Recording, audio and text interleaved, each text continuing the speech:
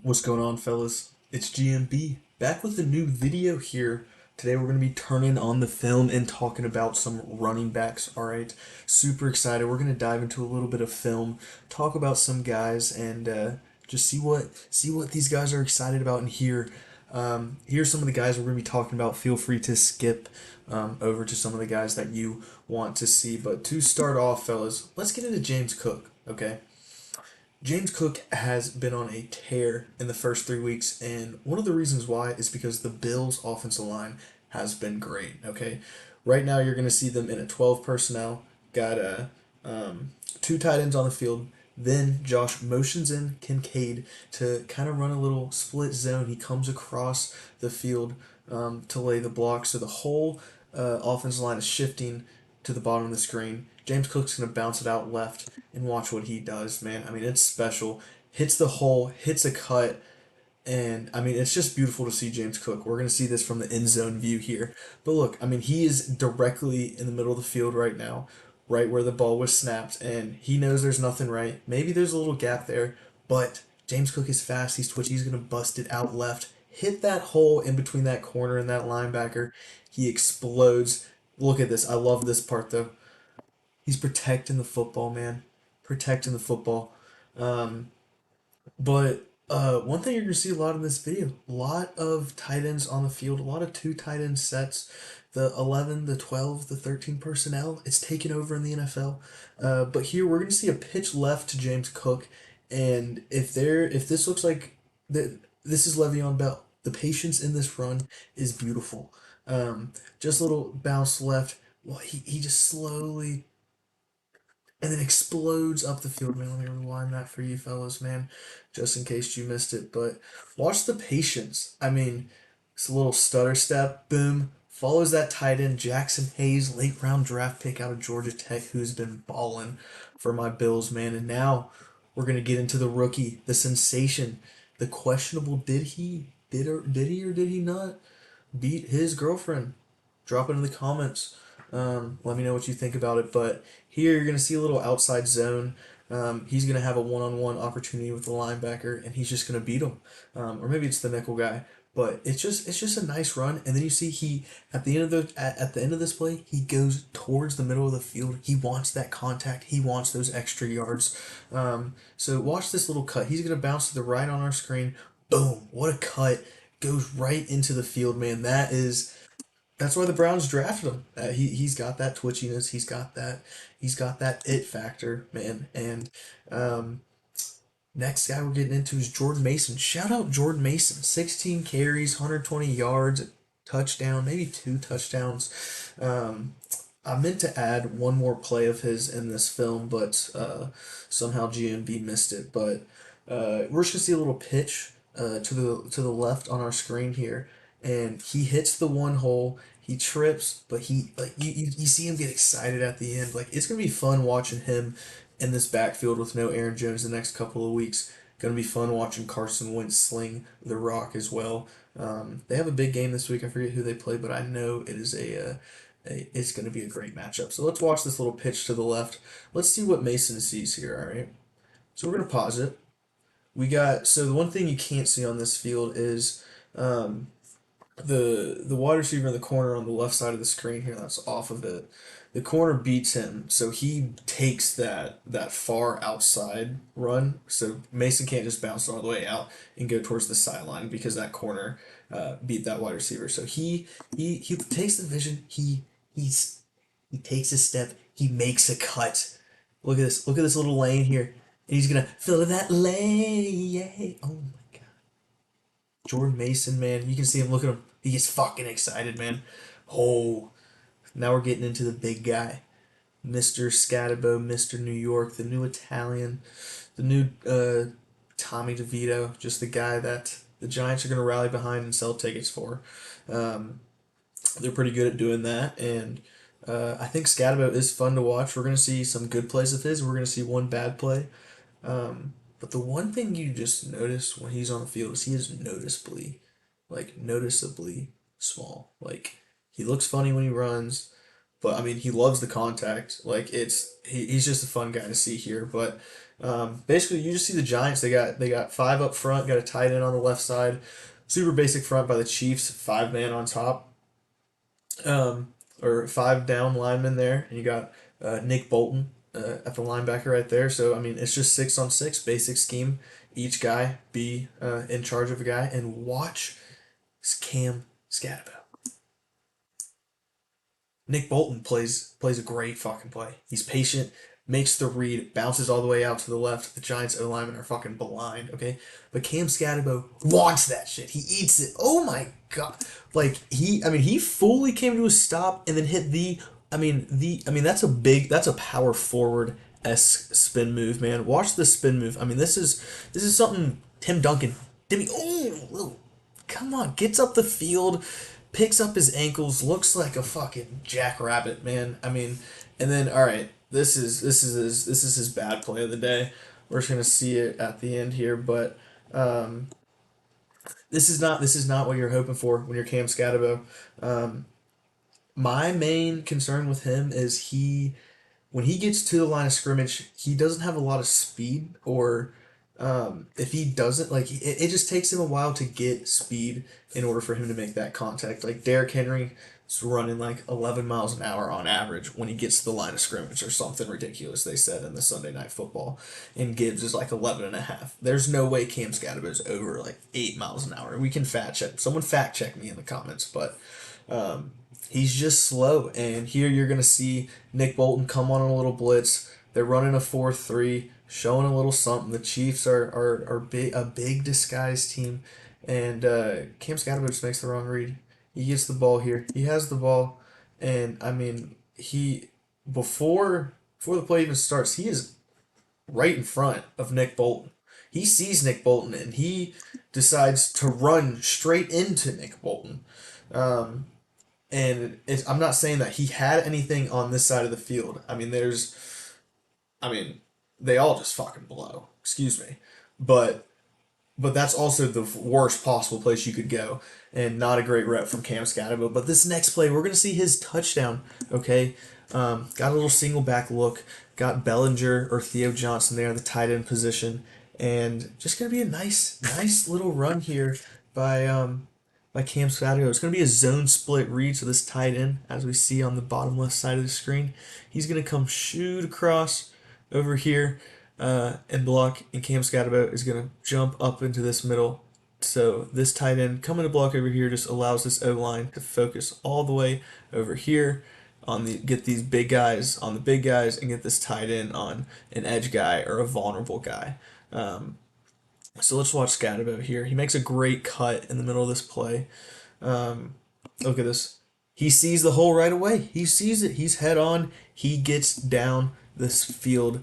And then look at this cut. Cam Scatterbo. You'd think that, I thought he was going to go run down on a truck, number 30. He doesn't. He takes a nice jump cut outside, dives in there. I mean, that's a great play. That is a great touchdown run, and that is something you love to see out of the rookie. Shout out Will Vogel for believing in him and drafting him early. I mean, that's just a great run, great cut behind that tight end, man. I just want to watch it again. Watch. He sees his blocker and he just follows him. He follows the big guy. That's what you do, man, and that's why you give them change at the end of the day. And the next 3-play series we're going to get into is J.K. Dobbins. Shout out Brendan Dunleavy, big believer in J.K., and this drive right here is the reason why I think J.K. Dobbins is going to be the feature back.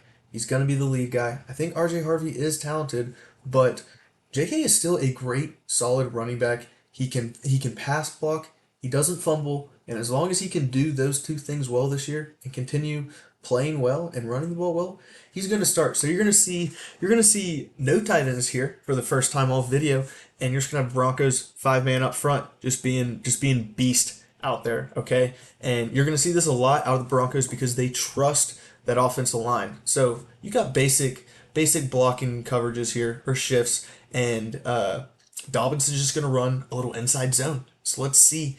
He bounces it out, okay? He's going to cut up this hole. You think he's going to get inside that corner, go up that safety. No, Dobbins is feeling it. Dobbins is bouncing it outside, going up the sideline, and getting some extra yards. Once again, look at this little patience, little Le'Veon Bell action from these new guys, and it allows him to get a couple extra yards, and boom, and we're going right into the next play. The one thing I love about this is first and 10 after JK just ran the ball 46 yards, okay? And what do? They go back into the same formation, they go no huddle, and they run the same play, and they give it to JK. And JK's tired, okay? So he's not going to do anything crazy. Watch the patience, watch the little move, watch the spin move. It's beautiful. I mean, watch this. He gets patient. He sees this corner. He sees Cortland Sutton he couldn't block a little kid. He couldn't. So he's gonna bounce it right upfield, and then he sees the big man. So he's gonna do a little and then a spin on the inside to get an extra yard or two. Okay, love to frickin' see it, man. Let's go back. I love seeing that. I love seeing guys fight for extra yards.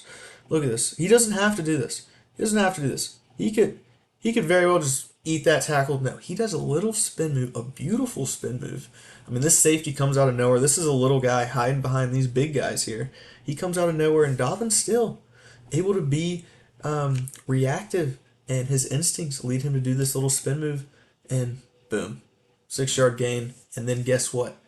2nd and 4, the very next play. You got Troutman, I think, I hope, lined up here. And the one thing you're going to notice is he is nowhere near that left tackle. Okay, as I said a couple plays ago, the Broncos trust this O line, and at the start of the play, watch this tight end. He doesn't even fake block or give a little shove to this edge guy. He's just going to go run his route so he can get down the field faster because the Broncos trust their O line. But we're going to see Dobbins here come out on a swing route and make a great freaking play. Let's see it. Come on, Dobbs. Gets out there. Bo Nix actually throws the ball behind the line of scrimmage. JK does a little one hand. Beautiful. I mean, dude, Bo Nix has really struggled, but the bright spot of this team has been J.K. Dobbins and Troy Franklin. Troy Franklin has been killing it. Huge shout out to that, to our boy. But let's get this from the end zone look here. Just watch Dobbins make a great play. Goes out. He's tired. Bo Nix doesn't know what to do. We see J.K. one-handed. You got Dalen Henley. Sorry if I mispronounced his name, Jared. This is one of the best linebackers in the league. One of the best tackling linebackers in the league. Probably averages around 12 tackles a game. I mean, this guy is everywhere. And JK is going to beat him. How is he going to beat him? By being a man, being a fucking dog. And Dalen Henley gets stiff-armed. Misses the tackle. JK dives because he wants it a little bit more. And wow, look at that ugly uniform, man. Ketchup and mustard right there, man. Put it on a bottle. And, shout out Marcus Mariota. I don't think Jaden Daniels should play this week. I forget who they play, but it's not the greatest opponent. And I think Marcus Mariota can lead this team to win. Jaden Daniels needs to get healthy. You don't need to bring him back fast.